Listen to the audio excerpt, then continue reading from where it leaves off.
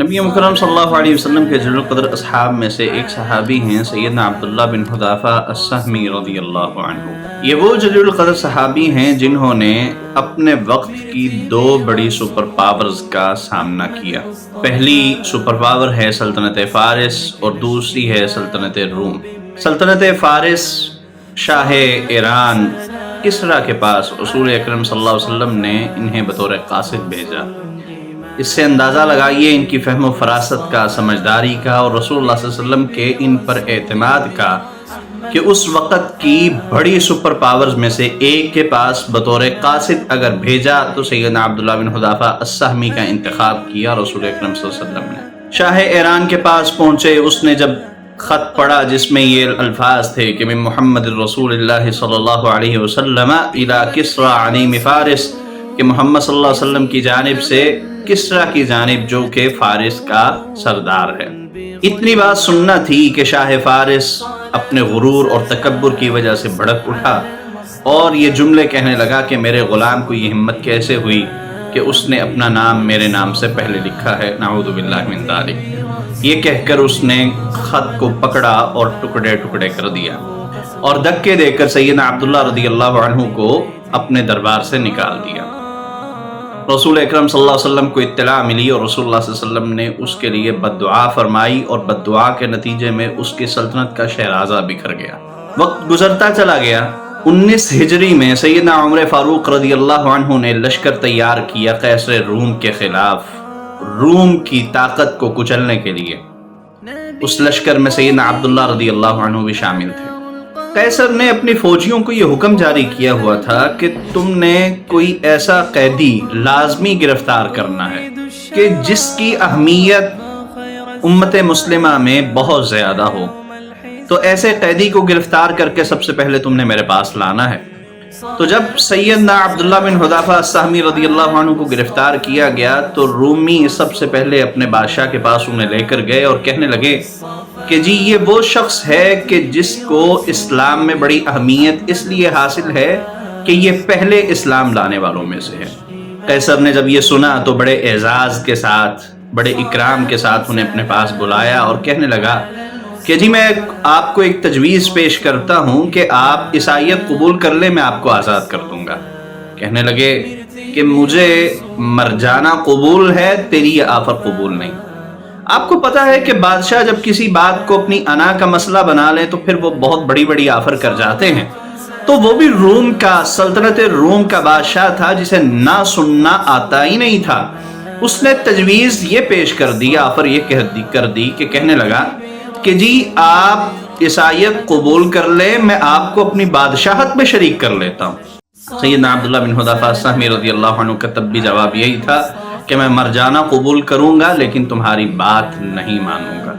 अब जब उसने ये देखा कि ये आफर कबूल नहीं कर रहे, उसकी अना पे चोट लगी।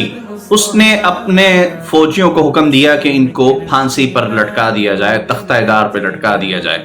अलबत्ता जब ले जाने लगे तो उसने अपने फौजियों को ये हुक्म दिया कि तीर इन्हें नहीं लगने चाहिए, सिर्फ इनके हाथों पर तीर लगे और पाँव की साइडों पर तीर लगें, इनको अभी नुकसान नहीं पहुंचाना। उसी तरीके से उन्हें तीर मारे गए। सैयदना अब्दुल्लाह रज़ियल्लाहु अन्हु उस वक़्त ज़ख्मी हैं और फिर उन्हें कहा जाता है कि जी ईसाईयत कबूल करने जान छूट जाएगी। वो कहते हैं मैं मर जाना कबूल करूँगा, ईसाईयत कबूल नहीं करूँगा। तो फिर उन्हें ये हुक्म जारी करता है अपने फौजियों को कैसर कि इनके पाँव पर भी तीर चलाए जाएं। पाँव पर भी तीर चलाए जाते हैं, वही दोबारा ऑफर की जाती है, वही जवाब मिलता है। कैसर को बड़ी इस चीज़ से तकलीफ हुई कि ये मेरी बात क्यों नहीं मान रहे। उसने अपने फौजियों को हुक्म दिया कि इनको नीचे उतार कर लाओ और मेरे पास एक खोलते हुए तेल से भरी कड़ाही लेके आओ और एक दूसरे मुसलमान कैदी को लेके आओ। जब दूसरे मुसलमान कैदी को लाया गया तो कैसर ने हुक्म जारी किया कि इस मुसलमान कैदी को उस उबलते हुए तेल में, उसकी कड़ाही में इसको फेंक दिया जाए। उस मुसलमान कैदी को फेंक दिया गया। पलक झपकते ही उसकी हड्डियां तक गल गईं। ये कैफियत देख के सैयदना अब्दुल्लाह बिन हुज़ाफ़ा अस्सहमी रज़ियल्लाहु अन्हु रोने लग गए। अब जब वो रोने लग गए तो फौजियों ने समझा लो भाई अब ये बात मान जाएंगे। कैसर ने हुक्म जारी किया कि जी मेरे पास लाओ। लाया गया पास। قیصر کہنے لگا اب اس آیت قبول کر لو، کہنے لگے کہ میں اس آیت قبول نہیں کروں گا، مر جانا پسند کروں گا۔ وہ بڑا حیران ہوا، کہنے لگا کہ جی ابھی آپ رو رہے تھے اور ابھی آپ دوبارہ پھر سے وہی بات کر رہے ہیں۔ جواب دینے لگے میں رو اس بات پہ رہا تھا کہ میرے پاس صرف ایک ہی جان ہے، اللہ نے مجھے 1000 جانیں دی ہوتی میں اسی طریقے سے قربان کر دیتا، لیکن اس آیت قبول نہ کرتا۔ اب یہاں پہ قیصر روم کے انا کو جس طریقے سے چوٹ پہنچائی تھی، اپنی اس انا کو تسکین دینے کے لیے قیصر روم کہنے لگا کہ جی آپ ایسا کیجئے، میرے سر کا بوسہ لیجئے، میں آپ کو آزاد کر دوں گا۔ سیدنا عبداللہ بن حذافہ السہمی رضی اللہ عنہ سمجھدار تھے، کہنے لگے کہ اس کافر کے سر کو بوسہ دینے سے میرا کیا جاتا ہے؟ آگے سے کہنے لگے ٹھیک ہے، لیکن شرط میری یہ ہوگی کہ میں تیرے سر کو بوسہ دوں گا، تو نے میرے ساتھ تمام مسلمان قیدیوں کو آزاد کر دینا ہے۔ اس نے یہ وعدہ کر لیا۔ سیدنا عبداللہ رضی اللہ عنہ آگے بڑھے اور قیصر روم کے سر کو بوسہ دیا۔ قیصر روم کے سر کو بوسہ دے کر تمام مسلمان قیدیوں کو چھڑوا لیا گیا۔ مدینے پہنچے تو سیدنا عبداللہ بن حذافہ السہمی رضی اللہ عنہ نے سیدنا عمر فاروق رضی اللہ عنہ کو سارے واقعے سے مطلع فرمایا، انہیں بتایا۔ تو سیدنا عمر فاروق رضی اللہ عنہ اٹھے، ان کے سر کو بوسہ دیا اور تمام مسلمانوں سے مخاطب ہو کے کہنے لگے کہ ہر مسلمان پر لازم ہے کہ وہ سیدنا عبداللہ رضی اللہ عنہ کے سر کو بوسہ دے۔ تو یہ رسول اکرم صلی اللہ علیہ وسلم کے ایک جلیل القدر صحابی کا تذکرہ تھا کہ جن کے کارناموں سے آج ہم ناواقف ہیں۔